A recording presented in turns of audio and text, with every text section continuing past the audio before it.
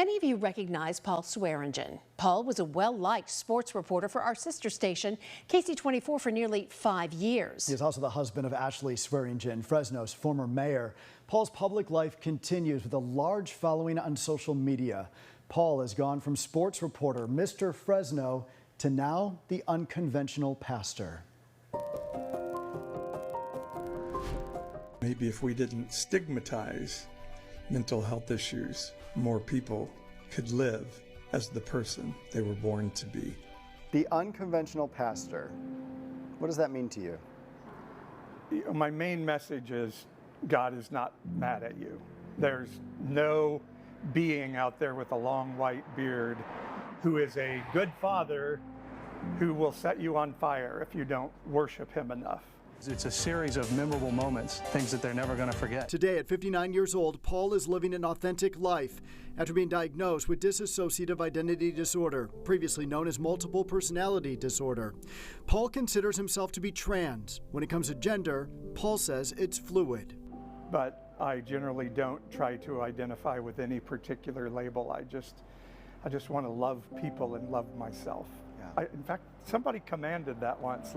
Love your neighbor as yourself. It's a message Paul shares with his nearly 3,000 followers on Instagram and a whopping nearly 128,000 followers on TikTok. I'm finally getting the courage to dress on the outside how I feel on the inside. And that feeling may change from day to day.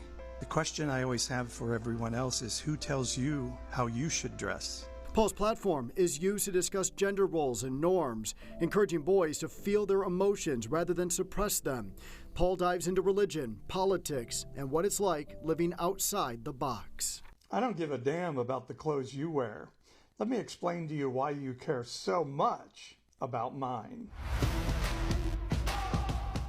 My therapist at the time said, "You're my 37th client with dissociative identity disorder. How many of those do you think are male?" I said, "I don't know, probably a low number, a third." And he says, "No, you are the first male client I've ever had with DID." Online, as you can imagine, Paul gets all kinds of feedback for his beliefs. Some messages are ugly, others inquisitive. Some people are confused, having a hard time wrapping their head around such non-traditional thoughts. But Paul says he often gets messages of gratitude, people telling them they don't feel so alone, so different, and empowered to live their own authentic life. And I also think it saves lives. When we tell young people, you're not bad, there's no God that's mad at you. For Paul's family, the transformation on this journey of finding self-love and self-acceptance has not always been easy. Stepping into the mess has been hard for my children and my spouse.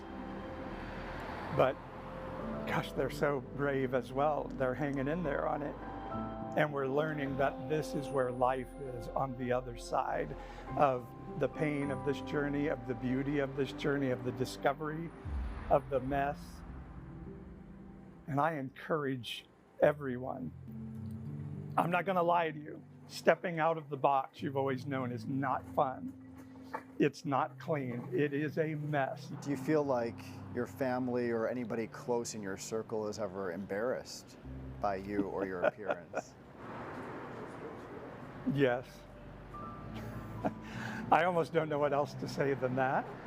But again, I think as I grow comfortable with knowing who I am and why I do what I do, I think it helps them to be comfortable too. The burning question on my mind, does Paul and his wife of 32 years share jewelry? No, absolutely not. For one, we're not even close to the same size, and if you act like we are, she would be so upset about that. But earrings are earrings. She never grabs yours? No, mine are cheap. Hers are beautiful and expensive. No. Does she ever get frustrated and say, "Damn, your nails look better than mine"? I don't think she would admit it if she did. She might be a little jealous of my hair. And that hair, it gets lots of screen time with hundreds of videos. In one of the latest, Paul preaches freedom. Freedom isn't always about leaving. Sometimes it's about returning and becoming. Returning to softness, returning to that little kid that didn't have to prove anything to deserve love. And we ended our time together with this final thought. There's nothing beautiful about everybody looking and acting and thinking and being the same. Paul tells me life, it is too short to not live it the way that you feel the most comfortable, the most confident. If you would like to check out Paul's content as the Unconventional Pastor, we've included a link to Paul's Instagram and TikTok accounts in the web story. You can find that right now on yourcentralvalley.com.